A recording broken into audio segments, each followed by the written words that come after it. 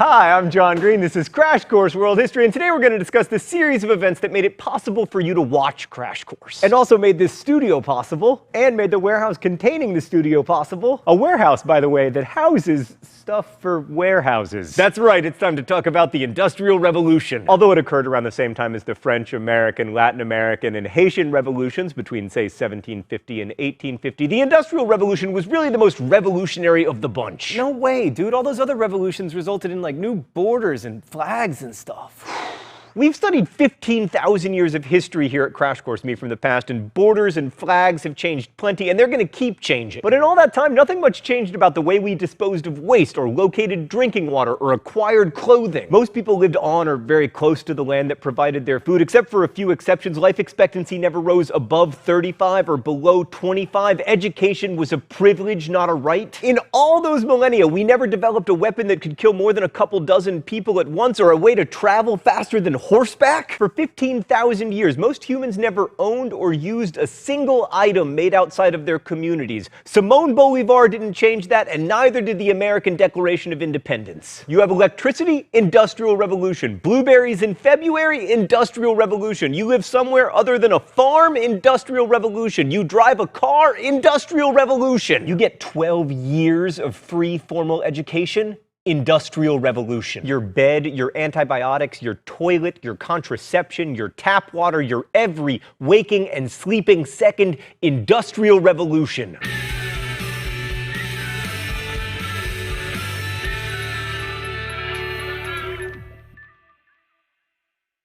Here's one simple statistic that sums it up. Before the Industrial Revolution, about 80% of the world's population was engaged in farming to keep itself and the other 20% of people from starving. Today, in the United States, less than 1% of people list their occupation as farming. I mean, we've come so far that we don't even have to farm flowers anymore. Stan, are these real, by the way? Can't tell if they're made out of foam or digital. So what happened? Technology. Here's my definition. The Industrial Revolution was an increase in production brought about by the use of machines and characterized by the use of new energy sources. Although this will soon get more complicated, for our purposes today, industrialization is not capitalism, although as we will see next week, it is connected to modern capitalism. And the Industrial Revolution began around 1750, and it occurred across most of the Earth, but it started in Europe, especially Britain. What happened? Well, let's go to the thought bubble. The innovations of the Industrial Revolution were intimately interconnected. Like, look for instance at the British textile industry. The invention of the flying shuttle by John Kay in 1733 dramatically increased the speed of weaving,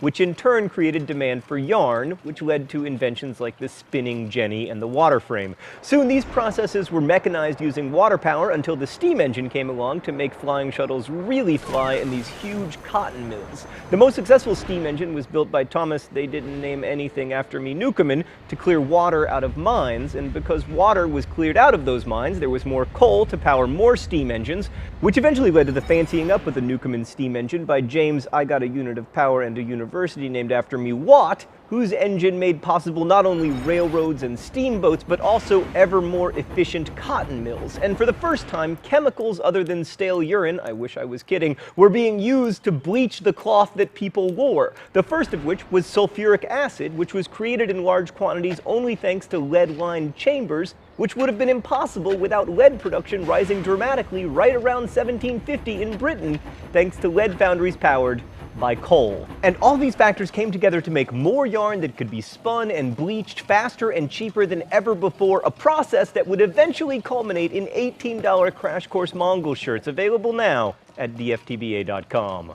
Thanks, Thought Bubble, for that shameless promotion of our beautiful, high-quality t-shirts, available now at dftba.com. So the problem here is that with industrialization being so deeply interconnected, it's really difficult to figure out why it happened in Europe, especially Britain. And that question of why turns out to be one of the most contentious discussions in world history today. For instance, here are some Eurocentric reasons why industrialization might have happened first in Europe. There's the cultural superiority argument that basically holds that Europeans are just better and smarter than other people. Sometimes this is formulated as Europeans possessing superior rationality. By the way, you'll never guess where the people who make this argument tend to come from, unless you guess that they come from Europe. And then others argue that only Europe had the culture of science and invention that made the creation of these revolutionary technologies possible. Another argument is that freer political institutions encouraged innovation, and strong property rights created incentives for inventors. And finally, people often cite Europe's small population, because small populations require labor-saving inventions. Oh, it's time for the open letter? An open letter to the steam engine. But first, let's see what's in the secret compartment today. Oh, it's a TARDIS, truly the apex of British industrialization. Dear steam engine, you know what's crazy? You've never really been improved upon. Like this thing, which facilitates time travel, probably runs on a steam engine. Almost all electricity around the world, whether it's from coal or nuclear power, it's just a steam engine. It's all still just water and heat, and it speaks to how truly revolutionary the Industrial Revolution was, that since then, it's really just been evolution. Best wishes, John Green. So you may have heard any of those rationales for European industrialization, or you may have heard others. The problem with all of them is that each time you think you're at the root cause, it turns out there's a cause of the root cause. To quote Leonardo DiCaprio, James Cameron, and coal mine operators, we have to go deeper. But anyway, the problem with these Eurocentric why answers is that they all apply to either China or India or both. And it's really important to note that in 1800, it was not clear that Europe was going to become the world's dominant manufacturing power in the next 100 years. At the time, China, India, and Europe were all roughly at the same place in terms of industrial production. First, let's look at China. It's hard to make the European cultural superiority argument because China had been recording its history since before Confucius, and plus there was all that bronze and painting and poetry. It's also kind of difficult to make a blanket statement that China was economically inferior to Europe since they invented paper money and led the world in exports of everything from silk to China. I mean, pre-industrial revolution, population growth was the surest sign of economic success, and China had the biggest population in the world. I guess that answers the question of whether they're digital. It's also difficult to say that China lacked a culture of invention when they invented gunpowder and printing and paper and arguably compasses. And China had more free enterprise during the Song Dynasty than anywhere in the world. Some argue that China couldn't have free enterprise because they had a long history of trying to impose monopolies on items like salt and iron. And that's true, but when it comes to enforcing those monopolies, they also had a long history of failure. So really, in a lot of ways, China was at least as primed for an industrial revolution as Britain was. So why didn't it happen? Well, Europeans, specifically the British, had two huge advantages. First,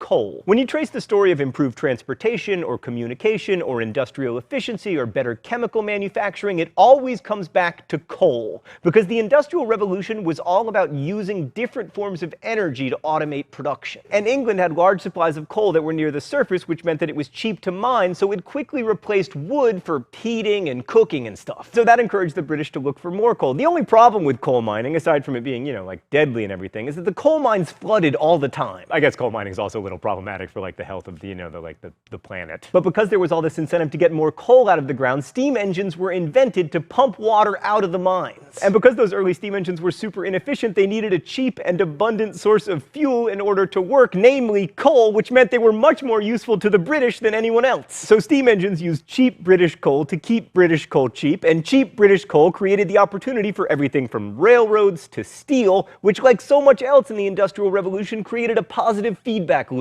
Because they run on rails, railroads need steel, and because it is rather heavy, steel needs railroads. Secondly, there were wages. Britain, and to a lesser extent the Low Countries, had the highest wages in the world at the beginning of the 18th century. In 1725, wages in London were the equivalent of 11 grams of silver per day. In Amsterdam, they were 9 grams. In Beijing, Venice, and Florence, they were under 4. And in Delhi, they were under 2. It's not totally clear why wages were so high in Britain. One argument is that the Black Death lowered population so much that it tightened labor markets, but that doesn't explain why wages remained low in, plague-ravaged Italy. Mainly, high wages combined with cheap fuel costs meant that it was economically efficient for manufacturers to look to machines as a way of lowering their production costs. To quote the historian Robert Allen, wages were high and energy was cheap. These prices led directly to the Industrial Revolution by giving firms strong incentives to invent technologies that substituted capital and coal for labor.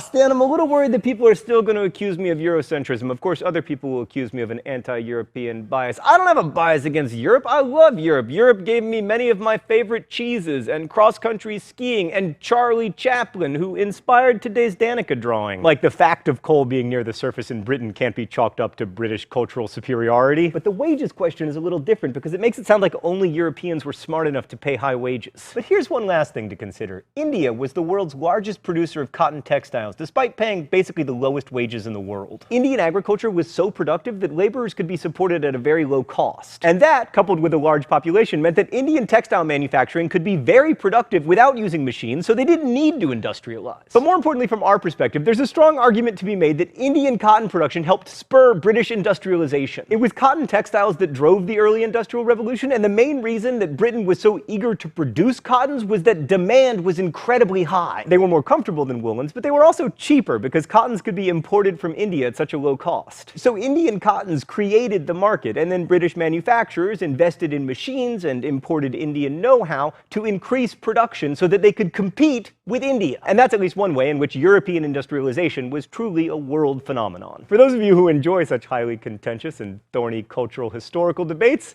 good news! Next week we'll be talking about capitalism. Thanks for watching. I'll see you then.